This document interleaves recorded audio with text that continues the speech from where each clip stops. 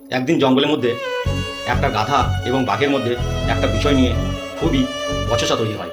বিষয় হলো, গাধা বলছে ঘাসের রং নীল আর বাঘ বলছে ঘাসের রং সবুজ। তাই নিয়ে তাদের মধ্যে প্রচুর বচসা শুরু হয়ে পড়ে।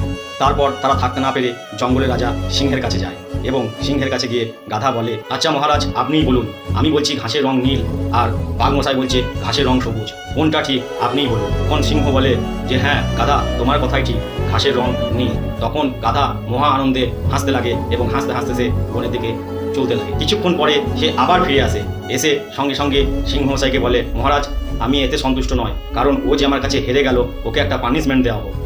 সিংহ তখন বলে, একদম ঠিক, তাই বাঘ, তোমাকে আজ থেকে 3 দিন কোনো কিছু খাওয়া যাবে না, এই পানিশমেন্ট দেওয়া হলো।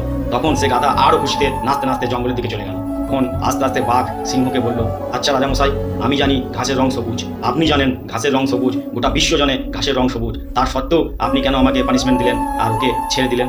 তখন সিংহ বলে, তুমি জানো ঘাসের রং সবুজ, আমি জানি ঘাসের রং সবুজ, গোটা বিশ্ব জানে ঘাসের রং সবুজ, তার সত্ত্বেও তুমি কেন ওই গাধার সঙ্গে তর্ক করতে গেলে যে ঘাসের রং নীল বলছে?